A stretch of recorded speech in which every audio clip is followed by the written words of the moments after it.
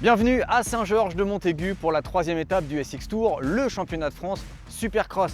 Après les deux premières épreuves extrêmement disputées, forcément les classements sont très serrés dans les catégories SX Academy, SX2 et SX1 qui fait son apparition cette année au calendrier de l'épreuve organisée par le Moby Delta Cross. Dans la catégorie SX Academy, Malo Bertelier mène le championnat avec 5 points d'avance sur Jules Piètre et Mathis Barthès reste en embuscade chez les SX2.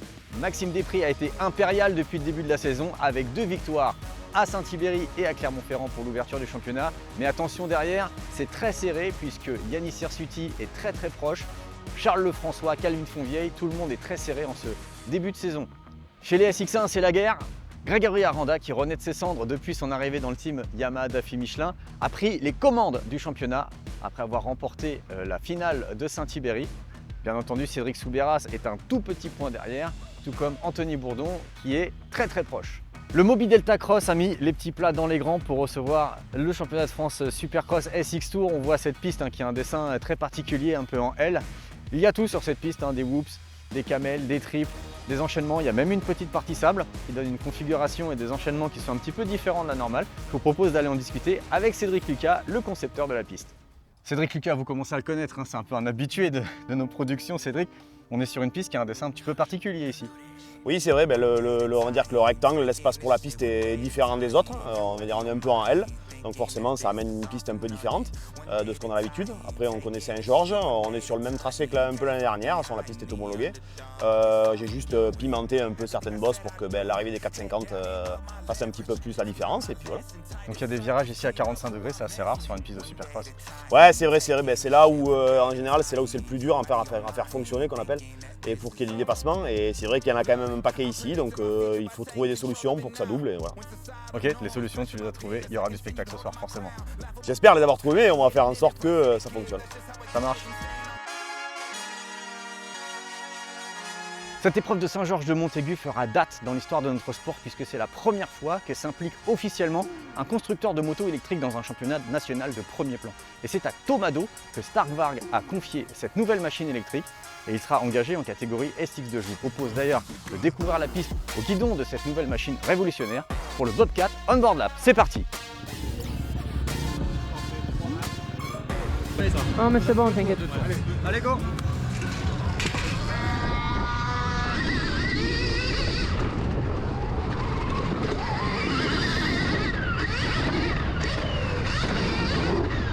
Alors là on saute le trip, on va prendre la ligne d'arrivée.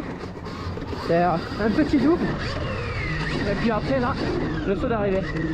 La ligne de hook, on va la passer tranquille.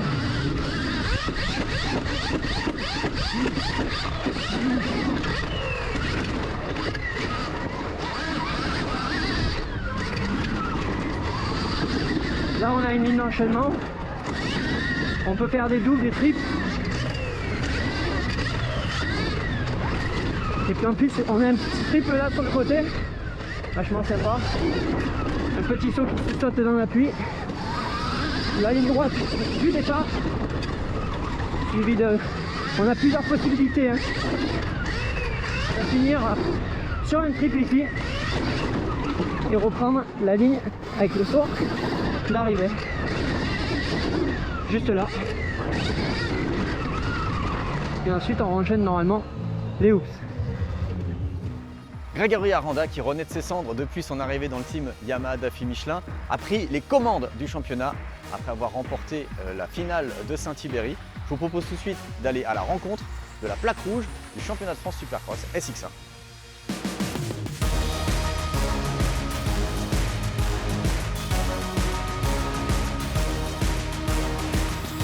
Allez, on est avec le leader du championnat de France SX1, la plaque rouge, elle est sur ta moto. Greg, est-ce que tu pensais en début de saison avoir la chance de pouvoir mener ce championnat? Est-ce que tu t'attendais à performer autant? J'espérais vraiment parce qu'on s'est vraiment entraîné pour ça avec le team, avec tout le staff, mon entraîneur physique et mon entourage. Donc ouais, c'était l'objectif de mener le championnat, mais le vrai objectif c'est d'aller au bout. Parce que voilà, j'ai réussi aussi à mener le championnat de France Élite, mais je ne suis pas allé au bout. Donc voilà, c'est l'objectif et on prend les courses comme elles viennent et on verra à la fin du championnat. C'est un petit peu une renaissance, cette saison 2023 pour toi, le fait d'avoir re-signé avec une structure professionnelle, de t'être entouré, sachant que, on le rappelle, tu as été assez gravement blessé, tu avais même pris ta retraite sportive. Donc j'imagine une grosse satisfaction et un gros challenge aussi pour ça. Ouais, c'est clair. J'ai eu des moments très difficiles où pour moi la moto c'était fini. J'arrivais plus du tout à marcher, donc ça a duré plus d'1 an. Et voilà, j'ai rencontré une très bonne chirurgienne sur Montpellier qui m'a sauvé la cheville. Donc petit à petit, j'ai réussi à rerouler, j'ai réussi à refaire du sport. Donc voilà, j'étais déjà dans une bonne structure l'année dernière et j'ai réussi à re-signer un bon contrat pour cette année. Donc je m'y suis mis vraiment à fond cet hiver et je me suis remis vraiment au boulot et puis ça paye. Donc voilà, c'est que du plaisir et tous les week-ends d'être sur les podiums, de gagner des courses et tout, c'est une satisfaction, quoi. Et est-ce que le fait d'avoir été quasiment au plus bas, avoir pris ta retraite sportive, avoir été vraiment touché lourdement physiquement, est-ce qu'aujourd'hui tu vois les choses d'un œil différent? Ouais, franchement, ça fait beaucoup réfléchir parce que on a des moments où on se rend pas trop compte et il y a des moments où on en a marre un peu de rouler, d'enchaîner les saisons, les courses et tout. Et quand il nous arrive un truc comme ça où c'est pas nous qu'on a décidé d'arrêter notre carrière, ça nous tombe dessus et là vraiment c'est dur, quoi. Au bout de 5-6 mois, ça commence à trotter dans la tête et là voilà, c'est dur. Donc on n'a qu'une envie, c'est de revenir, de refaire de la compétition. On voit les mecs avec qui on se battait, des mecs comme Soub, Thomas et tout ça, qui continuaient à rouler devant au SX, en cross et tout. Donc je m'étais dit voilà, rebosser, me remettre à rouler et retourner rouler avec ces mecs-là, ça serait vraiment cool, quoi. Ouais, encore aujourd'hui, tu as aussi la satisfaction déjà d'avoir la plaque rouge, comme tu le dis, c'est une étape, c'est pas un accomplissement. On sent qu'il y a une vraie détermination dans tout ça, de vraiment concrétiser ce championnat. C'est vrai que ce championnat cette année, il est très très relevé. Et il va y avoir une bataille de dingue avec Cédric tout au long de la saison, et ça a vraiment bien commencé cette année. Ouais, c'est clair. Après, on le sait depuis des années. Je crois que des fois, on voit passer des photos où déjà depuis le mini-hiver, on partageait les podiums. Et voilà, je crois que j'ai gagné ma première finale en 2009 à la Tremblade en 4,5. Et voilà, ça fait plus de 10 ans que ça dure, la bagarre avec Souf. Donc voilà, on se connaît bien. Mais ouais, c'est super encore de se battre pour ça. Et voilà, il y a aussi les jeunes qui arrivent derrière. Il y a Anto, Bourdon qui pousse aussi. Il y a encore Thomas, Ramet, Skoff. Ça met vraiment du gaz. Donc ouais, il ne faut pas se rater.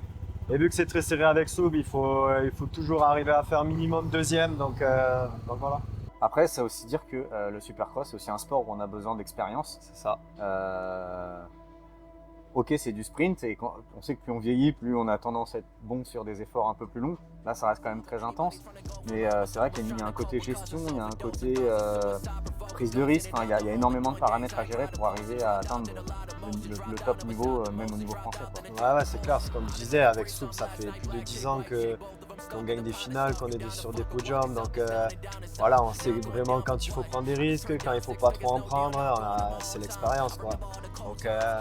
Donc vu qu'on arrive à être encore là niveau vitesse et en plus de ça on a l'expérience, ça fait encore un peu la différence. Mais voilà, on est des êtres humains et voilà, on fait de la moto. Combien d'années ça va durer, on ne sait pas. Mais justement, je voulais aborder ça aussi forcément avec ces questions-là. Tu te vois encore rouler 5 ans, 10 ans, 2 ans? Je sais pas, moi comme je disais, voilà, j'ai repris.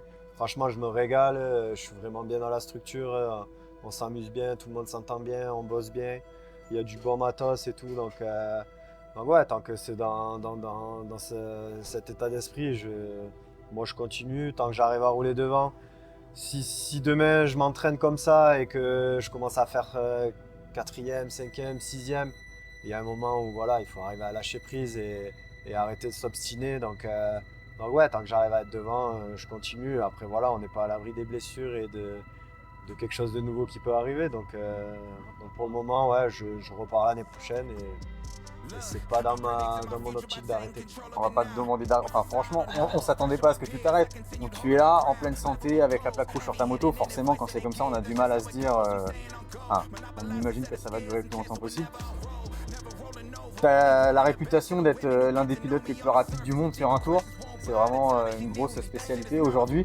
Est-ce que tu as toujours cette vitesse à l'intérieur de toi ou est-ce qu'aujourd'hui tu as un petit peu baissé ta vitesse et augmenté ta régularité? Comment tu gères tes curseurs par rapport au Greg Aranda qu'on a connu, qui a fait une pole à Bercy face à James Stewart? Ben, en fait, je pense que la vitesse, ça se perd pas et je l'ai toujours, sauf que voilà, le vrai travail de cet hiver, c'était d'arriver à tenir cette vitesse sur plus de temps que d'habitude. Mais voilà, c'est un travail super difficile parce que vraiment pour faire un tour chrono, je sais pas ce qui se passe dans ma tête ou si c'est le niveau de la concentration et tout, mais des fois j'arrive à sortir des tours de fou quoi, où je donne vraiment tout et chose que j'arrive pas à faire sur des manches complètes. Donc voilà, ça a vraiment été le travail cet hiver et c'est toujours le travail maintenant. Avec Didier, on bosse à bloc sur ça. Et concrètement, comment tu travailles dessus? En dehors de la moto, sur la moto, est-ce que on travaille partout, en dehors de la moto, physiquement, sur la moto. C'est arriver vraiment à être concentré, à faire du rapide, du lent, du court. Enfin, c'est énormément de travail. Mais voilà, j'arrive à tenir beaucoup mieux mes manches et à rouler plus longtemps, plus vite. Mais voilà, j'ai encore ce truc où je n'arrive pas vraiment à... C'est une super pole que je vais sortir à Paris et je ne pense pas que j'arriverai à la tenir sur une manche entière. Merci beaucoup Greg de nous avoir consacré un petit peu de temps aujourd'hui.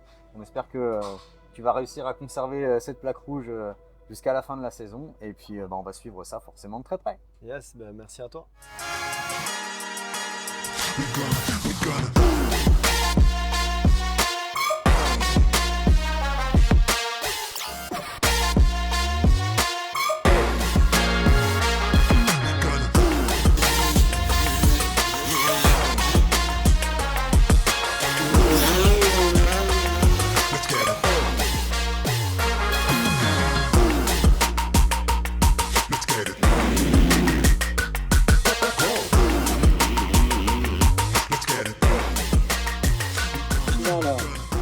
Allez, c'est parti maintenant pour le résumé des courses ici à Saint-Georges-de-Montaigu pour la troisième étape du championnat de France Supercross. Dans les demi-finales SX2, ce sont Yannis Sersuti et Maxime Després qui ont respectivement remporté leur compétition. Et en SX1, on a eu une domination du team Yamaha de FIGSM avec une victoire de Greg Aranda et de Thomas Ramette. On passe maintenant au résumé des finales SX Academy et on enchaîne bien sûr avec les SX2 et les SX1. C'est parti! Comme d'habitude, on démarre la soirée avec la catégorie SX Academy.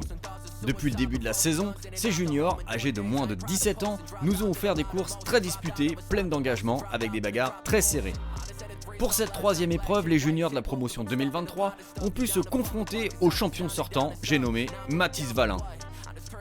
Retenu en motocross pour un programme international chargé, le nouveau champion du monde MX Junior, actuel second du championnat d'Europe et champion SX Academy en titre, a tout gagné devant son public. Le local de l'étape a signé la pole position et les victoires dans les deux manches, sans commettre la moindre erreur. Allez, on est sur le podium de cette SX Academy ici à Saint-Georges-de-Montaigu avec le vainqueur Mathis Valin. Félicitations Mathis, tu étais venu te faire plaisir finalement. Aujourd'hui, tu remportes l'épreuve et voilà, tu montres que le champion en titre est toujours aussi bon. Ouais, c'est ça, je suis venu ici pour me faire plaisir. C'est à côté de chez moi, donc encore mieux. Journée parfaite, j'ai tout gagné.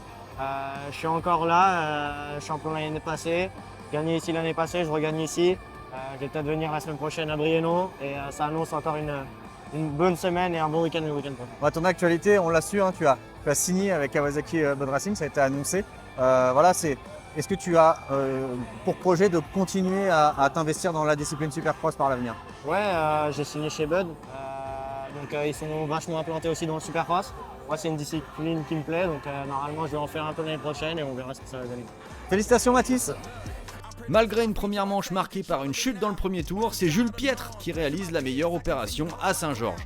Remonté depuis la dernière place jusqu'à la troisième dans le premier débat, devant Berthollier lors de cette course, Piètre prendra la seconde position dans la deuxième manche en ayant gardé Valin en ligne de mire sans pour autant avoir la vitesse pour l'inquiéter. En l'absence de Malo Berthollier qui est resté au paddock après avoir subi un impact en première manche, Piètre réalise une excellente opération comptable et prend les commandes du championnat. Allez, on est avec Jules Piètre maintenant qui est le nouveau leader de cette catégorie SX Academy. Jules, une deuxième place derrière Mathis, tu prends? Oui, complètement, oui. Je vais quand même bien roulé cette soirée. Mathis il a bien roulé, la piste était top. Retour au travail pour essayer de choper 2 victoires à Briennon. Troisième du jour, Mathis Barthez prend la deuxième place en première manche avant de souffrir un peu plus dans le second débat, dans lequel il prend la quatrième place, battu par Simo Mao. Et il s'adjuge finalement la dernière marche du podium. On fait le point sur le classement de l'épreuve avec le beau top 5 de Kylian Malem devant Lomdé, Biondo, Nodin, Boyer et le malheureux Berthollier qu'on espère revoir la semaine prochaine à Brinon. Au provisoire, Pietre prend la tête devant Berthollier et Mathis Barthez revient à seulement 3 points du pilote Gaz-Gaz. Et on passe maintenant à la catégorie SX2 où on attend de nombreuses réponses. Maxime Després pourra-t-il conserver son invincibilité? Yanis Hirsuti va-t-il pouvoir remporter sa première finale de l'année? Tomado pourra-t-il mettre la Stark électrique aux avant-postes? On se retrouve sur la grille de départ. Allez, très bonne sortie de Maxime Després, Yanis Hirsuti. Mais c'est Tomado qui va signer le hold shot avec cette Stark vague en retardant son freinage. Une petite erreur du pilote de la Star qui permet à Maxime Després et Yanis Hirsuti de reprendre les commandes de cette finale. Tomado en 3ème position dans ce début de course qui se fait attaquer ici par Charles Lefrançois. Brian Sou est très bien placé lui aussi en 4ème position. Alors on voit Maxime Després qui va tout de suite instaurer un rythme très très élevé et Yanis Hirsuti qui est déjà distancé dans cette finale SX2. Maxime Després qui va enchaîner les tours sans commettre la moindre erreur alors que Yanis Hirsuti se retrouve sous la pression du pilote Honda SR. Charles Lefrançois qui compte bien monter sur le podium ici à Saint-Georges-de-Montaigu après avoir fait une belle demi-finale et on voit ici une grosse explication entre Brian Sou qui revient sur le pilote Honda. Yanis Hirsuti qui n'est pas parvenu à prendre de l'air par rapport à ses poursuivants alors que Maxime Després lui est parti loin devant. Et Brian Sou au guidon de cette Fantique de retour dans le championnat SX Tour. Allez, on voit Yanis Hirsuti qui a pris finalement un petit peu d'air sur Charles Lefrançois. Est-ce qu'il aura les ressources nécessaires pour combler l'écart avec Maxime Després? On voit Maxime très très bien sur ses appuis. Pas d'erreur pour le pilote Yamaha et ça passe très très fort dans les whoops également. Et derrière, Brian Sou qui a pris l'avantage sur Lefrançois. Le pilote Fantique qui est maintenant en 3ème position. Est-ce que Lefrançois va être en mesure de répliquer? On le voit beaucoup plus à l'aise ici dans les whoops et ça va repasser à l'intérieur. Brian Sou qui aura effleuré le podium brièvement. Mais Lefrançois qui ne se laissera plus faire désormais et qui va conserver cette position jusqu'à la fin. Un petit tour avec Calvin Fonvieille ici un petit peu plus loin en 7ème position qui a fait une belle remontée après un premier tour très compliqué. Mais c'est toujours mieux que l'année dernière, on se souvient où Calvin était arrivé avec la plaque rouge et s'était blessé aux essais de cette épreuve de Saint-Georges-de-Montaigu. Retour avec le leader, Maxime Després, vainqueur à Clermont-Ferrand, vainqueur à Saint-Thibéry. Et c'est bien parti pour la 3ème victoire de la saison. C'est fait pour Maxime Després. Il conserve forcément le leadership. Yanis Hirsuti prend donc la 2ème position devant Charles Lefrançois et Brian Sou. Hugo Monzato 5ème devant Tomado et sa Stark, hors classement bien entendu. Calvin Fonvieille 7ème devant Lamarck, Bonifacio et Alex Poulain. Au provisoire, score parfait pour Maxime Després avec 60 points devant Hirsuti 49 points et Charles Lefrançois 3ème avec 45 points. Allez, avec nous, le vainqueur de cette finale SX2, Maxime Després. Score parfait depuis le début de la saison, 3 finales, 3 victoires. Ouais, score parfait. Comme j'ai dit, faut quand même rester concentré. Il peut se passer beaucoup de choses. Donc voilà, je me mets vraiment satisfait de ce début de saison, après la blessure en début d'année. On bosse dur avec le team, avec Didier Rochette, donc ça paye. Donc, c'est cool de gagner, ça remet un petit coup de boost, après ce moment un petit peu difficile. Et le team me fait vraiment une moto au top, donc je me régale avec cette 250. Donc on va continuer comme ça. Et il y a Briennon dans une semaine, et après on a un petit peu de repos. Donc on lâche pas jusqu'à Briennon et j'espère que ça sera à domicile. Exactement, c'est ce que j'ai dit. Devant tout le monde. Donc rendez-vous la semaine prochaine, on va essayer encore de faire une bonne journée. Et avant Brienon, il y a la finale SX1 qu'on va suivre tout de suite. Un petit pronostic? Ouais, Greg. Hein. Allez, Greg, on va voir ça tout de suite, c'est parti. Allez, on se retrouve derrière la grille de départ de cette finale SX1. Une très belle envolée de Grégory Aranda hein, qui s'était fait un petit peu piéger dans sa demi-finale. Il n'a pas fait l'erreur 2 fois, Greg. Hein. Il a pris une position un petit peu plus centrale sur la grille. Et il a retardé son freinage qui lui a permis de signer le all shot dans cette finale. Allez, on voit Anthony Bourdon immédiatement qui prend la seconde position. Le pilote Kawasaki Bud Racing va essayer de suivre le rythme imposé par le leader du championnat. Greg qui était vraiment rapide depuis le début de cet après-midi avec la pole position, une victoire relativement facile en demi-finale face à Anthony Bourdon, notamment grâce à un enchaînement qui était le seul à accomplir avec un quadruple dans la ligne d'enchaînement. On voit Greg vraiment très à l'aise et un petit peu désorienté puisque son adversaire Cédric Soubeyras n'est pas au départ de cette finale. Malheureusement, le pilote MM85 s'est fait mal ce matin aux essais libres. Et donc il a décidé de ne pas participer. Et on voit Camporese ici à l'action sur Christophe Charlier. Christophe qui est venu se faire plaisir ici à Saint-Georges-de-Montaigu. Greg Aranda qui déroule forcément. Mais Anthony Bourdon ne lâche rien. Anthony qui a une technique un petit peu particulière ici dans les whoops. Il essaye de trouver des solutions pour se rapprocher de Greg Aranda. Et ça marche, puisque le voici, le pilote Bud Racing au contact du leader. Greg Aranda qui a perdu un petit peu de temps dans les passages de retardataire et qui s'est un petit peu déconcentré. Il n'en fallait pas plus à Anthony Bourdon pour saisir l'opportunité de revenir au contact de cette Yamaha numéro 20. Alors est-ce qu'Anthony va être capable de suivre la réaction forcément piquée au vif de Greg Aranda pendant que Thomas Ramette cruise en 3ème position, un petit peu esselé. Et on voit un Bourdon qui n'a pas réussi à accrocher le TGV de Greg Aranda et qui va devoir se satisfaire d'une 2ème place ici à Saint-Georges-de-Montaigu. C'est pas forcément une mauvaise opération au niveau du championnat. Il faut savoir prendre les points, le plus de points possible. Et Greg qui entre dans son dernier tour en leader. Il va signer son 2e succès de la saison ici à Saint-Georges-de-Montaigu et conforter bien entendu son avance au classement provisoire. 2ème place pour Anthony Bourdon. Thomas Ramette assure le podium devant Adrien Escoffier, Lucas Humbert, Lorenzo Camporese, Christophe Charlier qui prend la 7ème position de cette finale devant Kylian Paul, Jason Clermont et Enzo Polias qui signe son premier top 10. Attention, ce n'est pas terminé. Alors que les trophées avaient été remis, la FFM a finalement pris la décision d'invalider le classement et les 3 pilotes sur le podium ont été sanctionnés de 5 places. On vous explique. À la suite de la chute de Jimmy Clocher dans les premiers tours de cette finale SX1, l'arbitre de la FFM a jugé que Greg Aranda, Anthony Bourdon et Thomas Ramette n'avaient pas pris en compte les drapeaux présentés par les commissaires sur la section rythmique près de laquelle Clocher était en train d'être secouru par l'équipe médicale. Les pilotes jugés fautifs ont été coupés d'une sanction de 5 places après la remise des prix. Voici donc les nouveaux classements.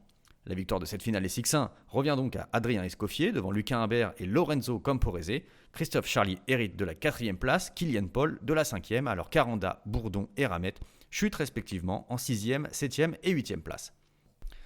Au championnat, Aranda conserve la tête, mais c'est Escoffier qui se retrouve propulsé en seconde position provisoire à seulement 3 points de la plaque rouge.